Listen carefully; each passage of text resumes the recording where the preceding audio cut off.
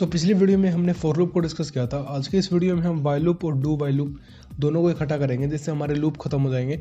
तो जैसा हमने प्रोग्राम उसमें बनाया था फॉर लूप के अंदर, सेम वैसे ही पैटर्न हम इसमें बनाएंगे। तो सबसे पहले हम शुरू करते हैं, दोनों में बना के दिखा देंगे stdio.h। उसके बाद इंट मेन। सबसे पहले मैं आपको वाइल लूप करके दिखाता हूँ, वाइल लूप, जिसके अंदर हम एक छोटा सा प्रोग्राम बनाते हैं। जैसे कि फॉर लूप के अंदर हमने 1 से 10 तक प्रिंट करवाया था, वैसे ही वाइल लूप के अंदर हम करवा के दिखाते हैं। लूप कोई सा भी हो, इसका जो आउटपुट है वो एक ही आएगा, हम चाहे किसी भी पैटर्न से करें। हम लेके चलते हैं इंट ए की हम वैल्यू इनिशियलाइज कर देते हैं, यूजर इनपुट नहीं ले रहे। इंट की वैल्यू हमने दे दी ए।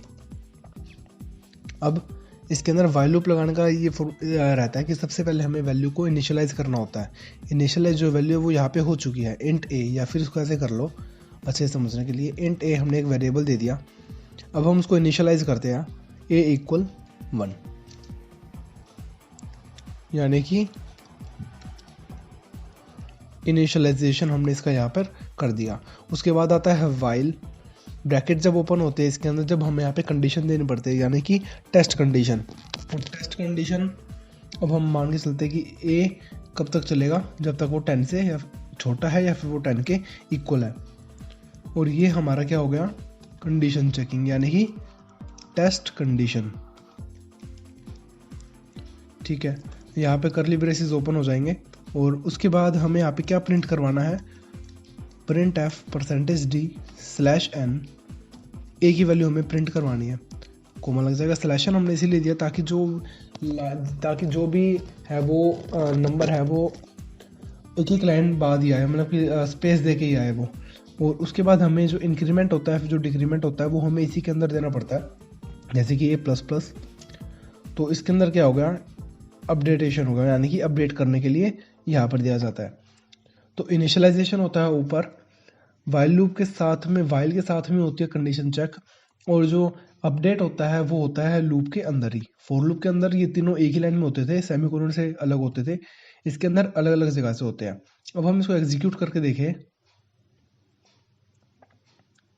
तो सेम हमें वही 1 से 10 तक हमें वैल्यू प्रिंट करके दे रहा है।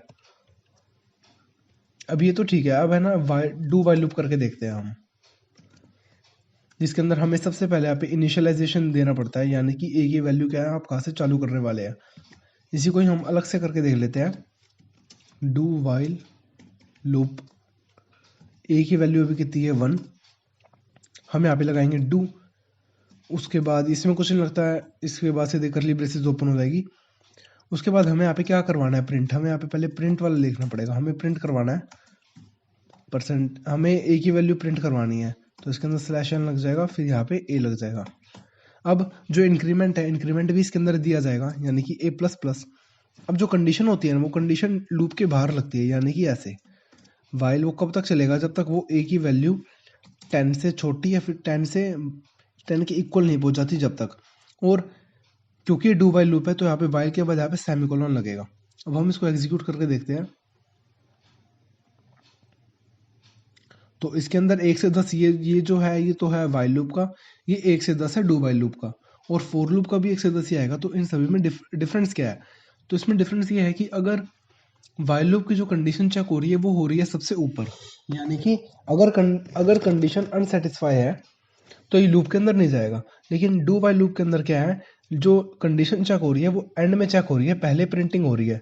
क्योंकि पहले प्रिंटिंग हो रही है तो चाहे वो कंडीशन फॉल्स ही क्यों ना हो, लेकिन वो एक बार जरूर रन होगा वो प्रोग्राम।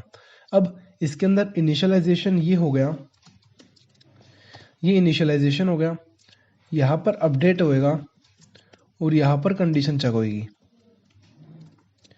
Condition check. यानी कि अगर कंडीशन फॉल्स है तो भी वो एक बार तो जरूर रन होएगा। यानी कि हम इसको ऐसे समझ लेते हैं, एक एग्जांपल के जरिए। मान लो कि हमें ए की वैल्यू, हमने कंडीशन फॉल्स कर दी।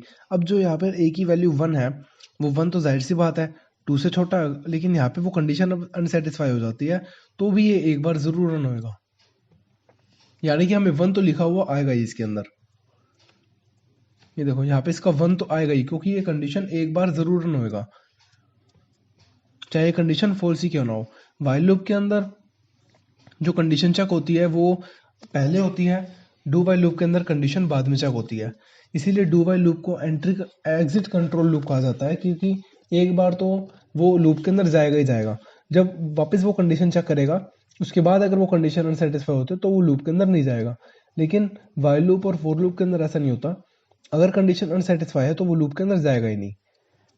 ये सिंपल सा प्रोग्राम था जिसके अंदर हमने वाइल लूप और डू वाइल लूप को कवर करना था। फॉर लूप ऑलरेडी हम कवर कर चुके हैं, जिसकी वीडियो आपको आई बटन पे मिल जाएगी।